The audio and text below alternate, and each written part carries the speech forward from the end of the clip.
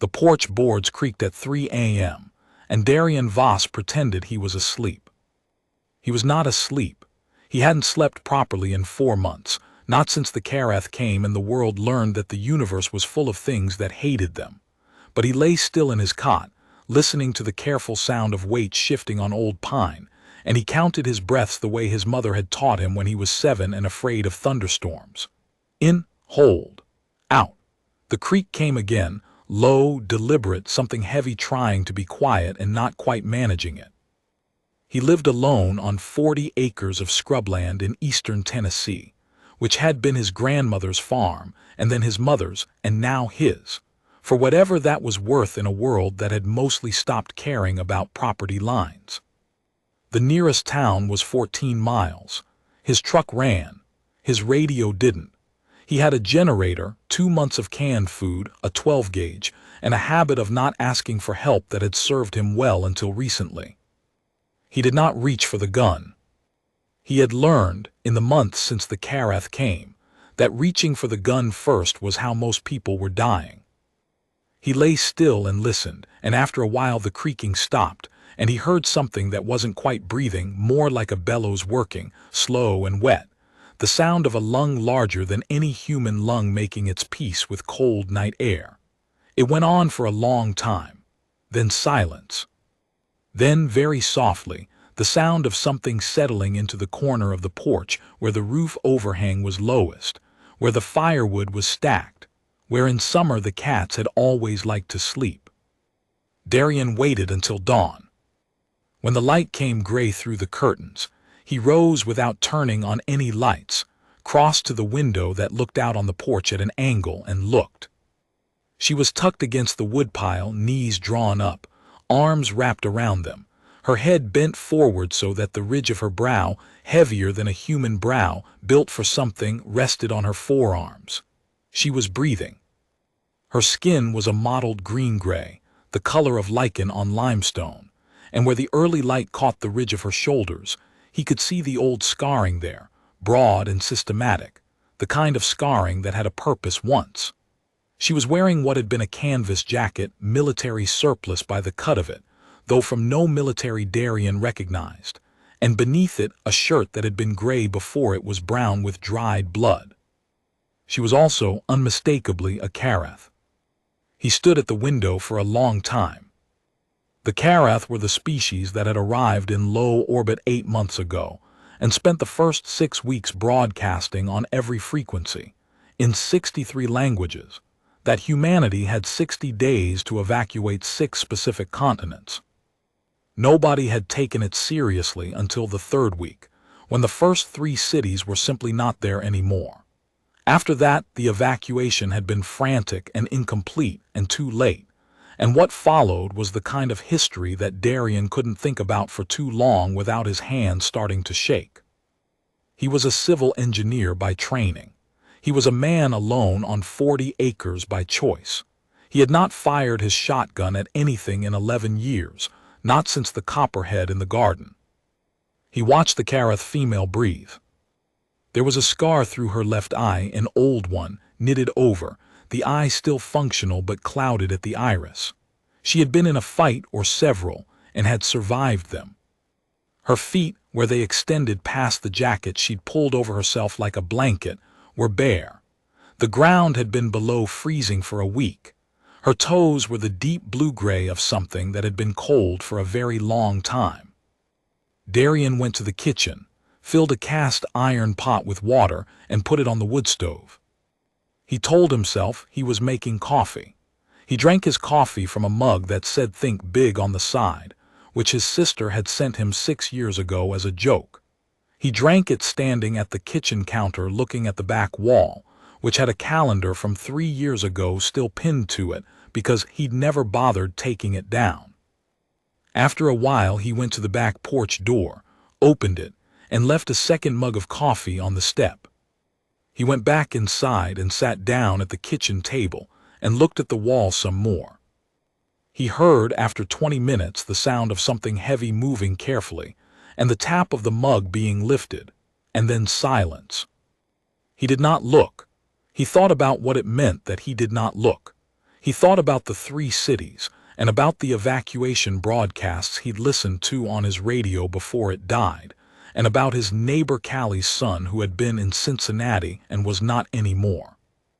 He thought about all of that, and he sat with it the way you sit with something you can't put down and can't carry and can't walk away from.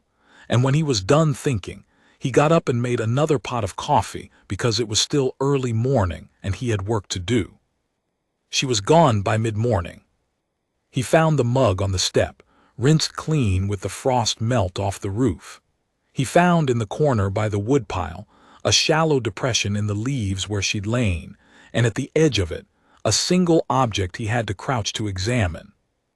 It was a kind of tag, military identification, he guessed, though the script was not human, rectangular, metallic, dense with markings, and on one face, clearly added later, not stamped but scratched in with something sharp, a series of hash marks in groups of 5.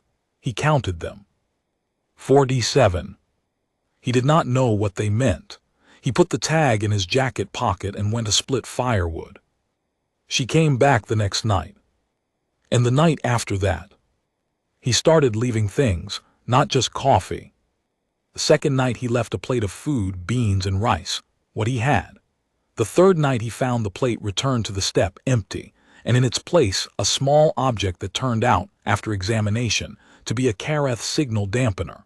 He had heard of these from the scattered radio traffic before the radio died.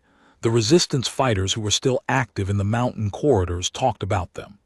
The dampeners disrupted the Kareth targeting systems, the orbital platforms that tracked heat signatures.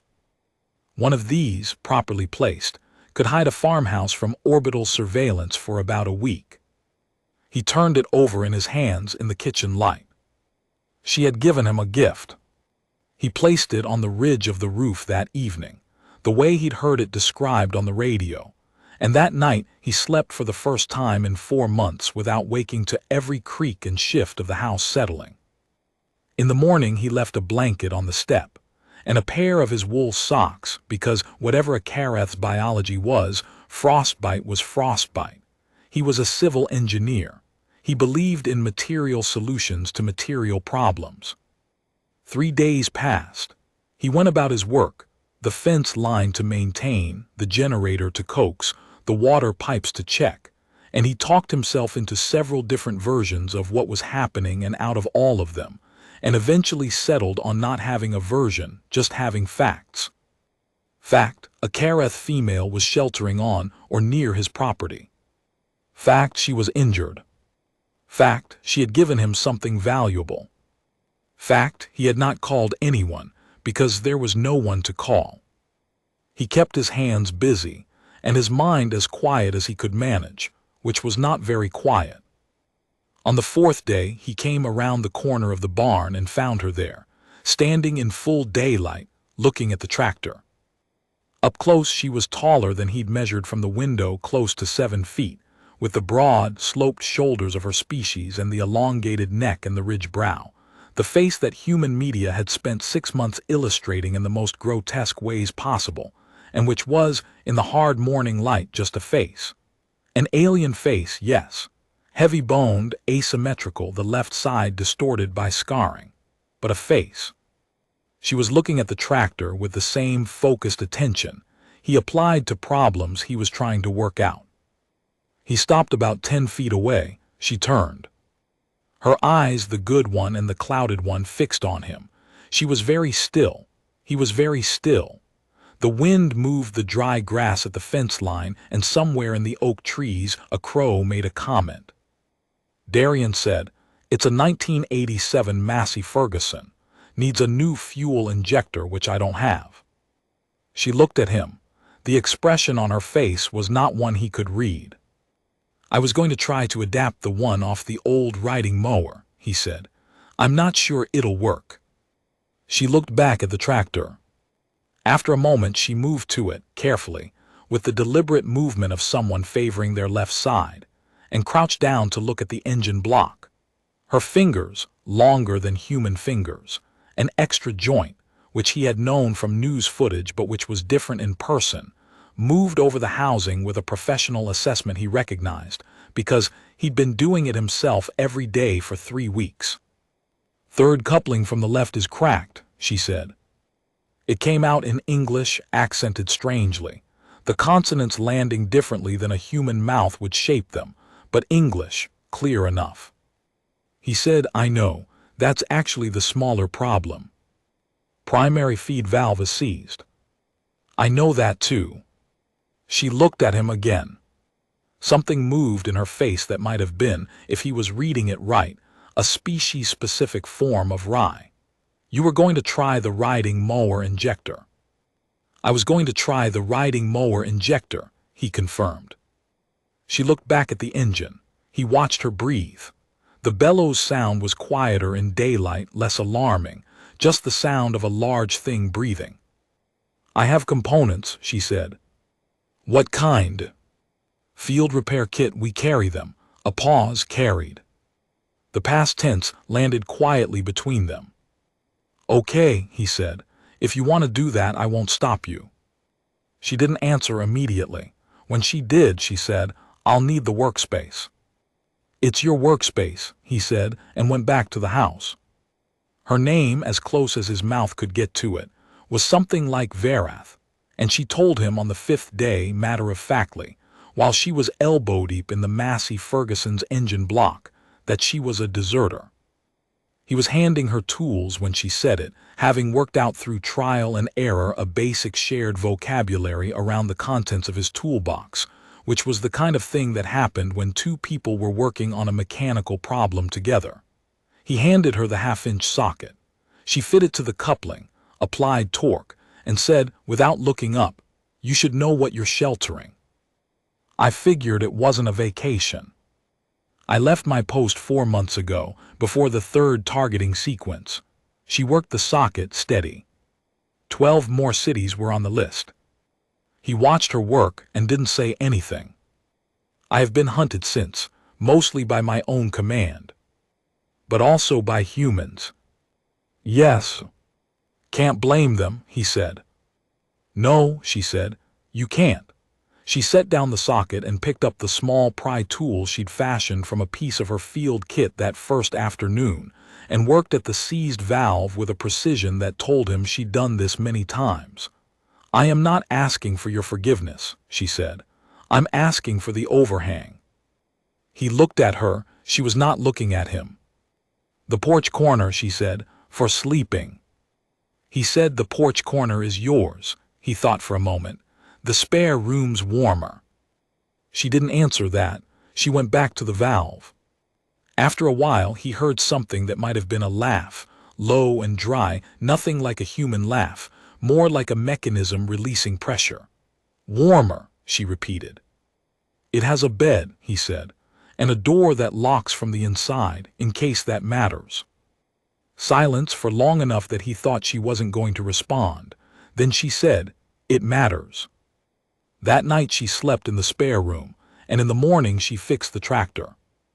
The days built on each other the way days do when there is work to do and the work doesn't stop for anything. He patched fence. She worked methodically on the truck's wheel bearing, which had been a growl and a wobble since August. He filled the generator.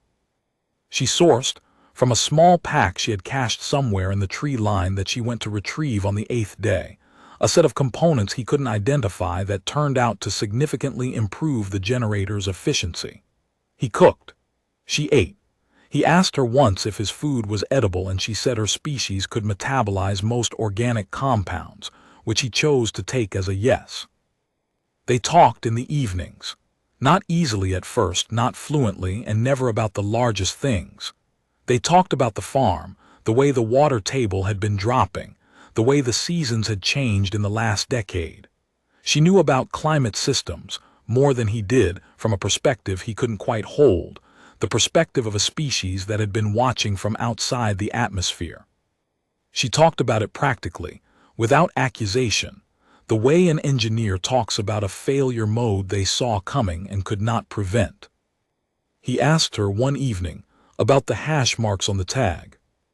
She was quiet for a moment. "Cities," she said, "that I was involved in targeting." He looked at the fire in the wood stove. Outside, the wind was moving through the oak trees, the same sound it always made, the sound the world kept making regardless. "Why'd you scratch them on?" "So I wouldn't stop knowing," she said. He thought about that for a long time. He thought about his neighbor Callie, who sat on her porch every evening at sundown and looked southeast, toward where Cincinnati had been. He thought about his own habit of counting things. The fence posts, the jars in the root cellar, the steps from the back door to the barn, which he'd developed without realizing it after the world changed, as if the counting were a way of keeping the world from coming apart at the seams. 47, he said. Yes. You remember all of them. She looked at the wood stove. The firelight moved across the heavy bone of her brow, across the scar through her clouded eye. I was designed to remember precisely. It is not a mercy. He refilled his coffee. He thought about mercy and the ways it was and wasn't the same thing as forgiveness, and the ways forgiveness was and wasn't the same thing as understanding. He thought about how he'd spent most of his professional life working out how weight was distributed across structures, how the math of load-bearing was the math of how much something could take before it failed, and how much of his life since the world changed had been exactly that same calculation applied to everything else. There's whiskey, he said, if that's something your biology can handle. She said it was. He poured 2 glasses and they sat in the warmth of the wood stove and didn't talk for a while, and that was all right. On the 23rd day, the Kareth drone swept the valley. He saw it first, a mid-range reconnaissance unit, no weapons visible, moving a systematic grid pattern about 400 feet up. He was on the roof checking the signal dampener's placement when it came over the ridge to the north, and he lay flat against the slope of the roof and watched it move through the gray morning sky and felt his heart doing something complicated in his chest. The dampener held, the drone moved on. He came down from the roof and found Verath standing in the barn doorway, watching the sky with an expression he had learned over the weeks to read as controlled fear. Not the kind of fear that panics, but the kind that calculates. They're widening the search grid, she said. How long before they come back with something bigger? 2 days, maybe 3. She looked at him. I should leave. He said, where would you go? She didn't answer. There's a resistance network, he said. I don't have contact anymore, my radio's out. But I know there was a hub at the old forestry station about 40 miles north, if it's still there. You'd go with me. You can't drive a truck, he said. You don't have thumbs on the right joint. He paused. No offense. She looked at her hands, then at him, and that pressure release sound came out of her again. None taken. We leave tomorrow, he said, before light. He spent the rest of that day getting the truck ready, which Verath had made considerably more ready than it had been before she arrived, and packing what he could carry, and going through the house one more time with the particular attention of a man who is not sure he is coming back.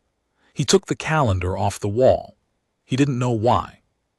He left most things where they were. That evening he found her on the porch. She was sitting on the step, the way she sometimes did, looking out at the fields in the low light, and the sight of her there had become, over the weeks, something that didn't strike him anymore, just something that was true about his evenings. He sat beside her. She was holding the tag, looking at the hash marks. The ones who come for you, he said. Your own command. What would they do if they found you? What they do to any deserter, she said. End the matter. And the humans hunting you. The same, but more slowly. She turned the tag over. I am an asset to neither side and a threat to both. You're an asset to my tractor, he said. She looked at him. He looked at the fields. The light was going gold across the dry grass, the way it did in late autumn here, the kind of light that made the land look like it was trying to tell you something about itself. 47, she said, and you still gave me the room. You fixed the tractor, he said. I'm a practical man. She was quiet for a moment, then, Why did you really do it? He thought about the mug on the step. He thought about a man lying in a dark house listening to something heavy, trying to be careful and deciding, without quite deciding, that whatever came next would not start with a gun. He thought about his grandmother, who had grown tomatoes and kept the doors unlocked and had a saying, "You find out what kind of person you are in the moments when no one is looking and nothing requires you to be good." "I heard you on the porch," he said. "You were cold and hurt and hiding. I've been cold and hurt and hiding since this whole thing started." He looked at the tag in her hand. "I figured that was enough." She put the tag away. The light kept going down. The oak trees moved in the wind, their last leaves hanging on, the way things that have weathered a lot tend to hang on. "Darian," she said, the first time she had used his name without it being about a task. "Yeah. There are others," she said, "like me, from my unit. 3 survived who refused the targeting orders. They scattered when the hunting started. I have been trying to reach them." He looked at her. "The resistance hub might be able to help with that." "Yes. Is that why you've been staying in this area, waiting for a way to reach them?" A pause. "Partly." "What's the other part?" She was quiet long enough that he thought she wasn't going to answer. When she did, it was without looking at him, her eyes on the middle distance where the last light was leaving the grass. "The porch was safe," she said. "I had forgotten what safe felt like." He didn't answer that. There wasn't anything to answer. He went inside and started cooking, and she came in after a while and sat at the table, and the house was warm and smelled like wood smoke and coffee, the way it always had. They left before dawn. The truck moved through the dark roads without lights for the first hour, Verath flat in the truck bed under a canvas tarp that wasn't fooling any serious sensor, but gave them plausible distance from the road. Darian drove by memory, the roads he'd driven his whole life, the way the asphalt pitched at the old culvert on Route 9, the way the hill before the Miller Junction crested earlier than you expected. The sky stayed dark and the road stayed empty, and the only sound was the truck and the wind. At first light he pulled off onto a fire road and killed the engine. "Check in," he said. She came up from the truck bed and stood in the cold air, which she seemed to handle better now that she was fed and rested, the blue-gray gone from her feet. She tilted her head in a way he'd learned meant she was using a sense he didn't have, something in the electromagnetic range, he thought, given some things she'd said about Karath perception. She held it for a moment. "2 drones on the eastern grid," she said. "Far enough." "How far is far enough?" "For now." He drove on. The forestry station, when they reached it, looked abandoned, which was, he had heard, the point. The windows dark, the parking area empty, the perimeter fence looking neglected in a way that was slightly too consistent to be real. He'd been told, months ago on the radio before it died, that the resistance used exactly this kind of deliberate abandonment as cover. He parked in the tree line and walked up alone, which they had agreed was the better opening move, and knocked on the door in the pattern the radio man had said. 3, 2, 1. The door opened on a woman with a shotgun, and the expression of someone who had been sleeping badly since the world changed. "Voss," he said. "Darian, civil engineer. I was on the Eastern Tennessee network before my radio went." She looked him over. "You alone?" "No," he said. "And that's what I need to talk to you about." Her name was Priya, and she ran the hub with a man named Cole who had been an emergency room physician, and was now something that didn't have a clean name. And between the two of them, they had kept a network functioning across 3 mountain counties, and had not lost anyone in 6 weeks, which she said with the flat precision of someone who had lost people in the weeks before that. She listened to what he had to say. He told her everything straight, the way he'd been raised to give a report, the facts in order without shaping them toward the answer you wanted. When he was done, she was quiet for a long time. "You've been sheltering a Karath combatant," she said. "I've been sheltering someone who was injured and hunted," he said. She happens to be Kareth. A Kareth who participated in the targeting of 47 population centers. Who kept a record of all 47, he said, on herself so she wouldn't stop knowing. Priya looked at Cole. Cole looked at his hands. There's something else, Darian said. She says there are 3 others from her unit who also refused the targeting orders. She's been trying to reach them. Priya said, Kareth defectors who refused targeting orders. Yes. Who know the targeting system. Better than that, Darian said. She knows the system's architecture. She's an engineer. Her specialty is the orbital platform interface. He paused. I'm a civil engineer. I know what it means when someone can read a system from the inside.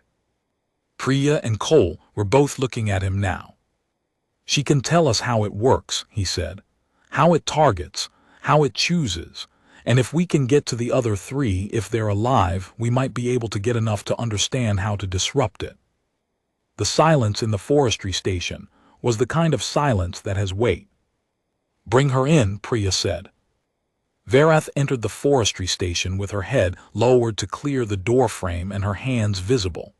Darian had asked her to keep them visible, which she had agreed to without comment, with the equanimity of someone who understood the pragmatics of trust building.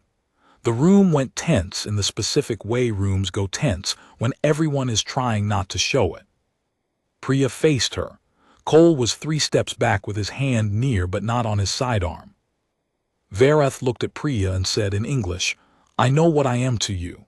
I'm not asking you to forget it. What are you asking? Priya said.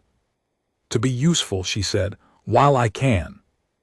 The while I can landed the way it was meant to, not as manipulation, but as information, the kind of statement that comes from someone who has done a realistic calculation of their own lifespan and found it short.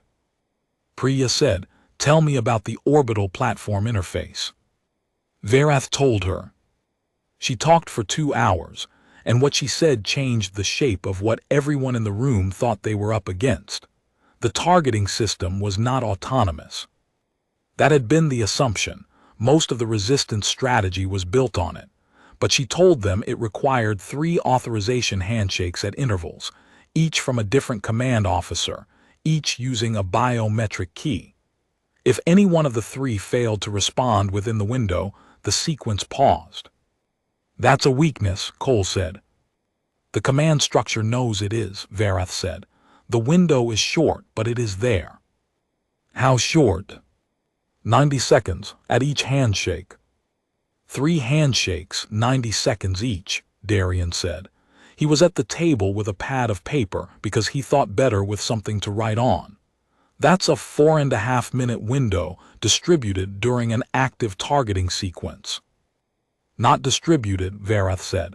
Sequential, first handshake initiates. Second confirms, third authorizes release. Knock out the second officer, Priya said. Or delay them, Verath said. Or introduce an authorization error. My unit's communications specialist knew how to generate those. She was one of the 3 who refused the orders. She paused. She may still be alive. The room went into one of its weighted silences again. Where, Priya said, last known. She was moving south along the Appalachian corridor. She would look for high ground. She's a climber. Her protocols were to find high ground and maintain radio silence and wait for contact. Priya looked at Cole. Cole said, We have 3 contacts in the Appalachian corridor. 2 have gone dark. 1 is still intermittent on a frequency I haven't been able to decode. Verath said, What frequency? Cole told her. She closed her eyes and Darian watched her listen to something no one else in the room could hear, and after a moment she said, That's Sareth. It took 11 days to bring them together. Sareth, the communications specialist from a ridge camp in the Smokies, brought out by a relay chain of 4 resistance contacts and a very old jeep. The other 2, Verk, who had been a targeting analyst, and Orath, who had been a platform calibration engineer, were harder to find, and finding them cost the network 2 vehicles and 6 weeks of silence on frequencies they couldn't afford to lose. But they came. The forestry station was too small for 4 Karath plus the growing number of resistance personnel who had filtered in once the word moved through the network that something significant was happening. They moved to a decommissioned mine facility 12 miles up the mountain, which had the double advantage of extensive underground space and significant signal obstruction. The days that followed were the most focused of Darian's professional life. He had spent 20 years calculating load distribution and stress tolerances and failure modes in bridges and overpasses and flood barriers, which is to say he had spent 20 years finding the points at which systems gave way. It turned out this was useful. Vareth brought the architecture knowledge. Sareth brought the communications intercept capability. Verk and Orath brought the targeting system's internal logic. Darian and Priya and Cole brought the human side, the gaps in the system that an alien intelligence had not accounted for, because they were not gaps in any system the Karath had encountered before. The Karath command structure was hierarchical and redundant, and had been built on the assumption of machine-like compliance from its officers. It had no robust model for the failure mode of its own personnel acting from conscience. Humans, Darian thought, penciling in a stress diagram at 3 in the morning. Humans knew quite a lot about that failure mode. The authorization error that Sareth could generate was elegant in the way that truly good solutions are elegant. It did not break the system. It simply convinced the system that a valid response had been received when it hadn't, stretching the window without triggering an alert. This was, Vareth explained to him once, essentially the same as what happened in a certain kind of structural failure he knew well. A bridge didn't know its own load tolerance was being exceeded. It just kept carrying until it couldn't. You are saying the system has no self-awareness of its own limits, Darian said. Correct. Then we don't fight it, he said. We load it past itself. She looked at what he'd drawn on the pad. A stress diagram but laid over a schematic she'd provided of the command network's authorization architecture. He'd been doing it automatically, thinking with his hands the way he always did, and when he looked at it, he saw something he hadn't planned to see, a map. The handshake points as load nodes, the command hierarchy as a bridge. Here, he said, pointing, and here. If Sareth introduces the error at the first handshake, the system doesn't alert. It waits for the window. But if Verk simultaneously generates a calibration flag on the platform, which is a separate command tree, not the same hierarchy. It splits the authorization queue, Vareth said. She was very still. The system tries to process both. It cannot prioritize. How long does it freeze? She looked at Verk. Verk, who had said almost nothing in 6 days, looked at the diagram. He made a sound in his chest that Darian had come to understand as the Karath equivalent of someone doing math in their head. 4 minutes, Verk said, perhaps 5. That's enough to break the targeting window, Priya said from across the room. That's enough to break one targeting window, Darian said. We need to do it consistently, every time they initiate a sequence, until they redesign the system. He looked at the diagram. How long does a system redesign take at their level of command? Vareth said, with full priority, perhaps 8 months. 8 months was time. 8 months was evacuation corridors and supply lines and the rebuilding of the things that had been broken. 8 months was people alive who would otherwise not be. Okay, Priya said, let's build this. They built it over the following 3 weeks, in the mine's deepest dry chamber, with equipment that had been scavenged and stolen and improvised and occasionally prayed over. Sareth's setup required a transmitter array that Cole called creative and Darian called technically inadvisable but which worked. And the authorization error generator was a thing of compressed precision that Sareth had in her head and hands more than in any documented form. Verk built the calibration flag tool from a mix of components that required Darian and a 15-year-old resistance kid named Marcus, who had an inexplicable gift for electronics, and which took 8 days and multiple failures before it ran clean. The night before they planned to test it, Darian found Vareth outside the mine entrance, in the cold. She was looking at the sky, which was clear and full of stars, and somewhere up there, behind the stars, full of things that wanted this planet emptied. He stood beside her. "It'll work," he said. "Probably," she said. "Your command will know something is wrong. They'll start hunting harder." "Yes. And they'll know it's an inside job. They'll know it's defectors." "Yes," she said. "They will hunt us more specifically." She paused. "Me, specifically. I am the only one whose architecture knowledge would have made this possible to design." He looked at the stars. He thought about load bearing, about the way some members of a structure carried more weight than others, not because they were stronger but because of where they were placed. "The resistance can protect you," he said. "For a time. Priya's network is larger than it looks." "I know, I have been calculating." She looked at the sky. "I am not afraid," she said. "I want to be clear about that." "I know you're not," he said. "That's not what I'm worried about." She looked at him.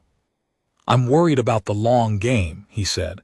"You fix the tractor, you figure out the generator, you break open the targeting architecture. You think in systems. We need that. The resistance needs that. The long game needs that." He paused. "So stay alive, it's a practical request." The pressure release sound came from her, longer than usual. "A practical request," she said. "I'm a practical man." "I know," she said. "I have been here long enough to know." The test ran on a Tuesday morning in late December, when the Karath platform initiated a targeting sequence on a grid square that included the remains of 2 mid-sized human communities in Western Virginia. The sequence began. Sareth introduced the error. Verk triggered the calibration flag. The system, exactly as Darian's diagram had predicted, divided its processing. The sequence froze for 4 minutes and 22 seconds. The targeting window closed without resolution. No strike was delivered. In the mine's dry chamber, the room was silent for a moment. Then Cole made a sound that was not quite a laugh and not quite a sob, and was exactly what you'd expect from someone who had been living in a world of losses, and had just seen something that was, for once, not a loss. Priya put her hand flat on the map table and looked at it. Then she looked at Darian. Darian looked at Vareth, who was looking at the transmitter array, and whose expression was the one he had first learned to read on the porch of his farmhouse, in the firelight, when she was holding the tag, the one that carried all 47. He didn't say anything. There wasn't anything to say that the moment didn't already say better. He had a mug in his hand. Coffee, because it was morning and because that was a constant.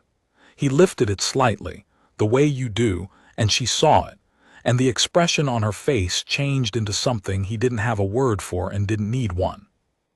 There were things still to do. There would always be things still to do. The system would adapt. They had 8 months of its current architecture, and they would use all 8 months. The hunting would intensify. They would build faster, network wider, find the other defectors that Vareth believed existed in the command structure, the ones who had the moral calculus to arrive at the same place she had. The resistance was larger and more distributed than he had known, and it was about to become significantly more capable.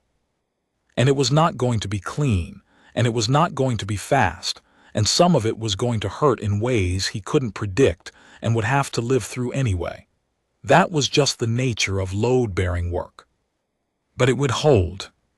He had built enough structures in his life to know, in his bones, when something was going to hold. He finished his coffee and went to work.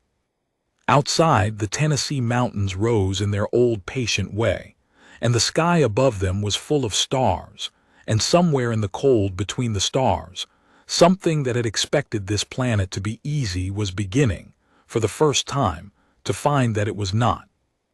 That was all a practical man needed to know. Marcus, the 15-year-old with the gift for electronics, was already at the workbench taking the calibration flag tool apart to see how to make it faster. Sareth was at the transmitter, noting every telemetry signal from the platform's reaction, cataloging the exact parameters of its confusion.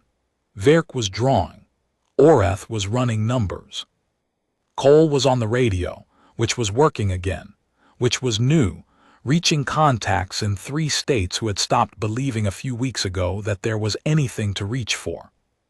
Priya stood at the mine entrance, looking out at the winter morning, and she had the look she sometimes got of someone doing a calculation she hasn't finished yet.